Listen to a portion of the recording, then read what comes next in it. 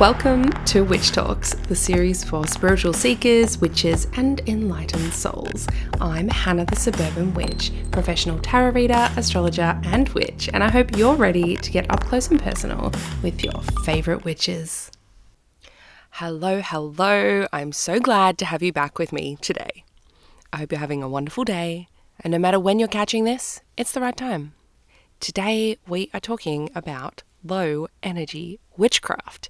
And I got to tell you, this is probably the best time for me to talk about this because as I'm recording, I have just come off 2 weeks of being really unwell. So it's very topical for me currently. You may still hear a little bit of a nasaliness, and a little bit of a croakiness to my voice. Yeah, that's because I've been sick. All right, low energy witchcraft. What is it? And why am I talking about it? So low energy witchcraft, I don't know if this is a real term that people use and it's a thing. It's something I use and say a lot. I don't know if I made it up. I probably didn't. It's probably really common. But low energy witchcraft is exactly what it sounds like. Things that don't require a lot of energy to do, but it's still magical and still special and still wonderful. I class it as magic that is quick and easy, and it's an effective way to incorporate this magic into your everyday so that you don't need to exert yourself too much. The people who generally need a low energy style of witchcraft are folks who are disabled, people who are chronically ill, people who are time poor, new parents. Honestly, anyone can use it. It's like accessible witchcraft, right? Anyone can do it. You don't need to be one of those things to have to do it, but those people are going to be the ones that need it the most. So for example, when I was a new mother, and both times when I had both children, you don't have time to even shower, nor do you have the energy. I'm also disabled and chronically ill, so it was very tricky to try and weave my magic into my life, even though, and this is the key point, even though I desperately wanted to. I craved that connection to my magic. And I desperately sometimes needed to do specific spells. And I couldn't. I didn't have the energy. So no matter the reason, whatever your reason, it's valid. You're allowed to use low energy witchcraft whenever you damn well please. So why even bother? That's another question. Why bother with low energy witchcraft? Well, just because you can't do a lot doesn't mean you don't want to, as I've mentioned. Trust me, it is incredibly frustrating to want to do things and to be physically unable to do the things. Incredibly frustrating. So finding ways that you can do what your body needs you to do and do the thing you kind of really want to do is just a bonus in my opinion. Are you coming to join me for recording today, River? My cat is being very curious today. All she wants to do is be up in my grill and she keeps walking over my laptop. I have to keep making sure that she hasn't accidentally stopped it from recording. She's typed things. River, this is not the way.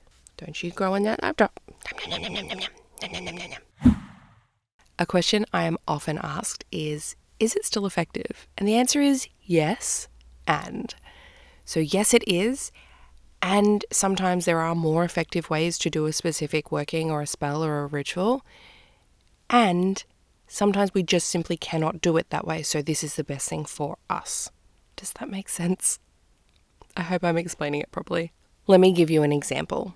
Let's say you have someone who is talking smack about you and they are being very unkind. You just want to get them off your back and get them to just calm the fuck down and leave you alone. There are many ways you can do this. There's common ways you might see where people use cow's tongues, where they use lemons, where you do all sorts of things, you sew things shut, all sorts of things. A low energy form of that magic might be to throw them in the freezer. For legal reasons, I don't mean literally. I mean you write their name on a piece of paper, you fold it away from you, or you scrunch it up and you just throw it into the freezer. You could combine that with like a stop slander or a stop gossip candle that is already fixed that you buy from a shop. You don't have to do anything to it. The work's already been done for you. And you burn that. Spell done, working done. You've used magic to effectively help you in your life and you haven't had to do a lot to do it. This is what I mean by low energy witchcraft. Would the other version, where you are using a bunch of herbs, sewing up a tongue, all of that, would that be more effective? Possibly. But you can also keep that in your back pocket for if things still aren't working for you, then you up the ante. And of course, if you need to, you'd have to pick your timing very well in accordance with your own body and your own needs. So let's go through some more examples of what I would class low energy witchcraft. And look, before I do that, the reason I wanted to do this episode is because I don't want you guys to feel you can't do stuff, right? Because of the constraints of your body or time or circumstances. A lot of low energy witchcraft is also budget witchcraft. Like it covers so many things. It's easy witchcraft. I would say it's beginner friendly, depending on what you're doing as well. Obviously, the longer you've been doing it, the easier it becomes, and the easier it is to think up things that you can do as well. So just a few examples. I find tea magic is so beneficial. This is where you have maybe your daily coffee or tea ritual. It's really just a hot drink ritual. And you're using specific herbs based on what your intent is. You want to bring in abundance? You sprinkle in some cinnamon into your coffee. You want to work on developing your third eye? Maybe you put some mugwort in your tea. FYI, mugwort is not safe for anyone who is pregnant or breastfeeding or trying to become pregnant. Little side note there. And then when you're stirring your tea, maybe you say an incantation. Anytime I come up with a little incantation to breathe over the top of my tea, I write it into my book of shadows. So I'm going to gift you guys with one of my own personal spells that I use. It's a tea spell. And I use a lot of herbalism in my craft as well. So I like to use this one if there's been some emotional upheaval. If I've been having a really hard time dealing with things, this is what my go-to low energy witchcraft spell is. Basically, I brew an infusion of lemon balm, nettle, rose, and chamomile. You can do equal parts of each. Maybe a half teaspoon of each of the dried herbs. It's totally up to personal preference and taste. Now what I do is, as I'm adding each one in, this is what I say. Lemon balm will soothe the soul. Nettle removes the daggers of old. Rose to bring the love back in. Chamomile gives me peace within. And then what I do is I will brew the tea. After it has brewed for approximately 5 to 10 minutes, I remove those herbs and I'll usually stir in a sweetener, maybe maple syrup or a rice malt syrup. I stir clockwise, saying lemon balm will soothe the soul. Then I go to anti-clockwise, nettle removes the daggers of old. Then clockwise again, rose to bring the love back in. Continually clockwise, chamomile gives me peace within. And I'll say it 1/3 time when I'm not stirring, just like whispered over the top of my cup. So, lemon balm will soothe the soul, etc., etc. And then I sort of breathe it as I'm saying it, like I'm breathing those words into the cup. And then I'm good. My cup has been basically charged with that intent. Those herbs correspond with that, both in herbalism and in witchcraft. And I can go about my day and drink my cup of tea in peace. I can take it with me to the bedroom if I need to be in bed that day. I can take it with me to my laptop if I'm working. Whatever the need, I have my tea, I have my magic, and it's done. And it doesn't take a lot of extra effort to me just making a cup of tea. Right? It's just a little bit more, but it's still very low energy witchcraft. You're welcome. Oh, and please, if you do use that, if you use any of the tips that I give in my podcast, any of the spells, any of that, please let me know. I would love to know how it goes for you. Send me a DM. I'm always open to them. Better yet, maybe you can leave me a review. If you head on over to Apple Podcasts, you can write a review. If you have Spotify, you can just hit the little 5 stars. You can do it on whatever app you're using. If you want to write one and you don't have access to Apple, then please feel free to just DM me the review and I can make it into a little graphic and share it. Or you can leave it as a actual Google review. That would be wonderful. Especially if you've got something useful out of this podcast, it would really, really make my day. All right, so let's go to some more examples of low energy witchcraft. Candle magic is a big one, right? Now, obviously, if you're going to be making your own candles from scratch because you want to be there for the whole process of the magic, that is not low energy witchcraft. If you are low on spoons, you are allowed to go to a shop and buy a prefixed candle. You can use a tea light candle for a tiny little spell. Like, there are so many ways, and candle magic can be so quick, efficient, and easy if you allow it. You can make it as fancy as you want as well, but I'd argue that's a bit too much effort for a lot of us listening to this particular episode. Now, if you're not sure where to start with candle magic, my candle magic class is on sale in my shop at the moment. I will be keeping it in my shop for the month of March, and then it's going to be disappearing from the shop forever. Well, this particular one at least. So get in there whilst it is still up for grabs. Some more examples would be sigil magic. I love this one. Yes, you have to create the sigil yourself, which I highly recommend you do. Don't use other people's sigils. I mean, like, you can, but I just never trust them. Make a sigil for whatever it is that you want, and then it's done, and you can just write it on stuff. It makes it so easy. For example, you can make a sigil for beauty or for youth, and then draw it on your face in your moisturizer underneath your makeup. So quick, so easy. You can use a pen in the corresponding color to the intent that is within the sigil and write it on your wrist, underneath your watch, or on your stomach if it's a fertility sigil. Like, there are so many cool ways you can utilize sigils. If you've listened to my episode on craft witchery with Rachel Henderson, she puts them on her sewing machine. Brilliant. So brilliant. I love to draw sigils for things like protection and healing onto rocks. And then I put the rocks under my pillow, because sometimes, and they're like a good decent sized one that you can hold in your hand, because I do have migraine disease. Oftentimes when I'm in bed and I cannot function at all, to the point where I usually can't even swallow, I need something to distract me from the pain. And if you've never had a migraine, the pain is enough to make you want to just end everything. Like, it is insane, the pain levels that you can get to. So having a rock under my pillow that I can hold in my hand is something physical. I can squeeze it. Doesn't matter how much I squeeze it, I'm not going to break it. It's not going to hurt me to squeeze it either, but it gives me another sensation to focus on away from my head.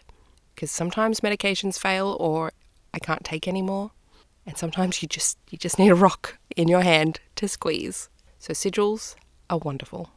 Now, crystals, it depends where you are on the crystal scale, I guess, whether you like using crystals or not. I guess it's not really a spell, it's not magic, but I do find crystals and their healing properties and what they represent to be magical in and of themselves. Low energy witchcraft, because they kind of a set and forget. You can get them in jewelry format, so as a necklace, as earrings, as rings and bracelets, whatever you want. And then the ritual act of choosing which one to place on your body on any given day, that is magical. That's bringing the magic into your everyday. I look back at photos and videos of myself and I see, oh, I'm wearing the selenite necklace with the blue kyanite. Great, awesome. I know exactly what was going on for me on that day or in that time in my life. Oh, look, I'm wearing my lapis lazuli earrings. Oh, cool. I must have been working really hard on my psychic divination course at that moment. Like, I can see the reasons why I've chosen certain things at certain times. It's really fun to look back on, and it's really a fun way to work with jewelry, I think. So this includes things like protective talismans. I have this necklace that I have 3 different things on it. So there's either the Eye of Horus, an Ankh, or a little beautiful red ruby. And I use this necklace as like a cycle necklace. I don't know, I just tend to wear the ruby when I'm bleeding. And it's great because my daughter will be like, oh, I see you have your period because you're wearing your ruby necklace. Let me go make you a cup of tea, Mum. You go lie down. It's so beautiful. And then once I've finished bleeding, then I will wear the Eye of Horus. And I'll wear that up until approximately ovulation. And then I swap and I wear the Ankh. This is just something I've developed for myself and I love it. It's like a physical representation of where I'm at in my cycle. All of them have specific meanings for me that I can bring into my everyday life. And it's really subtle as well. It's not like a big garish necklace. It's very, very subtle little amulet that it tucks into my top. It's beautiful. Oh, I suppose we should also talk about divination as well, because divination forms a huge part of my witchy practice. As you guys know, I have an entire course on how to do divination, psychic divination, and work on your psychic abilities and all of that. You can sign up to the waitlist in the description to this episode, because I will be opening the doors to new students soon. I only open the doors twice a year, so that will be happening soon if you would like to join. And this time there's going to be a very good payment plan for those who need it as well. So when it comes to divination, this can sometimes be a big effort in and of itself, right? You see people doing the Celtic cross spread with their tarot, and me with my low spoons is like, oh, stuff that. I'm not doing that. If I can't answer it with 1 to 3 cards, I'm not asking the question good enough, right? So I think allowing yourselves to just do 1 to 3 cards is good. You don't need to be doing the Celtic cross. So you can even utilize technology in this regard. There are apps that you can use to read tarot with. There are websites that's like a tarot card generator. So you can ask a question and then it just shows you a card and gives you what that might mean. You're allowed to use these things. If they make your life easier, use them. If they make your witchcraft and your divination and your rituals easier, use them. There are times when I am so weak and heavy, like my body is, that I could not even fathom sitting up or holding a tarot deck, let alone pulling cards and trying to figure them out. So use your phone and be like, tarot card generator. Okay, I want to know this. Boom. There it is. That's okay. That's still witchcraft. It's still valid. I promise you that. Don't let anyone tell you differently. Another thing us witches like to do is we like to cleanse. Now, I try to, when I have the spoons, I will try and do a big house cleanse on the new moon. That's what I like to do. And I usually use one, like my little cauldron with the little charcoal discs, and I put my herbs on top of that because it makes a lot of smoke, and then I can just walk around the house with it. Sometimes I use a herbal bundle and light that. But when I'm knocked down with something, or the kids are sick and I have 0 time and I can't do anything, it's okay to just open your windows and your doors to let some fresh air in and blast some sound cleansing beats through your phone as you walk around the house. Sometimes I just walk into rooms and I'll clap really loudly. And I'm like, yeah, it's like sound cleansing. Good. We're good. You can do that. It doesn't always have to be smoke. Doesn't always have to be a big thing. So I think this episode, a lot of it is really just permission.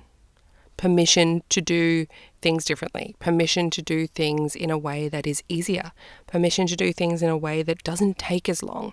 Permission to be creative with how you do your witchcraft. And permission to take a break as well. You don't have to do something every day. You don't have to do something every month even to class yourself as a witch. For me, my witchcraft itself is a big FU to the church. It just shows that my entire being and everything that I am is the opposite of what I was raised in, and I love that. And there are months that go past where I cannot practice my craft in the way that I want to because of health, because of circumstances, because of what's happening around us. That doesn't make me not a witch. Of course I'm still a witch. It ebbs and flows. And there are other times where I'm like, oh my gosh, where'd I get all this energy from? I feel great. It's like 2 weeks, I haven't had any pain. I can do all the things, and I race around and do 1,000,001 things, and then I usually bring on another flare. But you do it when you can. That's the point of this episode. So to summarize, low energy witchcraft is no less valid and no less effective than the big pomp and ceremony that you get. We can look at this comparison as well when we have things like what we call low magic and high magic, which is folk magic and ceremonial magic. You will see from the people who practice both that both are effective. The ceremonial magic takes a fuck ton of more energy, resources, money, time, knowledge, learning in order to do. Not everyone has access to that. Not everyone wants access to that. And that's okay. The folk magic, those are people who use what they have on hand. They use what's around them. Things like, oh my gosh, I should share with you guys. Hold on, before we go. One of my favorite things is to use kitchen witchery. Kitchen witchery is one that I totally forgot to mention. It's a great form of low energy witchcraft. And I'm going to share with you guys one of my favorite things. So when I'm feeling ill, when my family, anyone in the family is feeling ill, I will often make a bowl of soup because soup is good for the soul. And so I've called this my feel better soup or my soup for the soul. You can use this if you would like. Doesn't matter what type of soup you're making. You just want to be stirring it whilst it's like just about to come off the pot, or you can say this as you're putting things in as well. But this is the incantation that I created. Soup for the body, soup for the soul, to lift the spirits, that's our goal. Bring us warmth and bring us healing, leaving us with a really good feeling. And I'll say that at least 3 times while stirring my soup. And then there's my good healing happy soup to make me feel better when I'm not feeling great. Sometimes I've had Ben making the soup for me, and I'll like sneak over and give it a stir and say this over it and then go back to the couch. And I don't think we should discredit things like, if you pop a bay leaf in both of your shoes, that's going to give you protection and success in your day. Buy yourself some Florida water and spritz it over you as you walk out the door. That's going to be good cleansing for you. That's all you need. Like, little things are all you need, guys. That's all I'm trying to say here. And lastly, you don't need to always go and find a crossroads at midnight to dispose of spell work and remains and things like that. That's a lot of effort, especially for us folks that this episode is made for. You can put things in the trash. You're allowed to do that. You can flush it down the toilet. That's fine. I sometimes will time certain spells around bin day, so I know that it's not going to be sitting in my house for a long time. But yeah, you don't need to be overexerting yourselves and putting yourself at more risk or putting your health at more risk for the sake of your magic. That's like the opposite of what we want here. And same with if you're time poor and you've got a newborn, or you are, breastfeeding and homeschooling or whatever's happening. It's okay to give yourself a couple of years to be like, you know what, I'm just going to do the bare minimum for a few years and then get back into my magic fully in the way that I want, when it's possible. I hate when I see people say we all have the same 24 hours in a day, because we really don't. Some of us have ADHD, so we've only got 2 hours. Some of us have chronic illness that steals time away from us. So it's okay to do things in your own way, in your own pace, to modify them and to make them easier. Okay?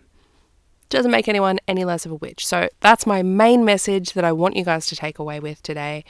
If this has helped you, or if you know someone that needs this episode, please share it with a friend. Please leave a review, or please let me know. It would mean the world to me to know that this has helped you, because this is the content. I make the content that I wish I had.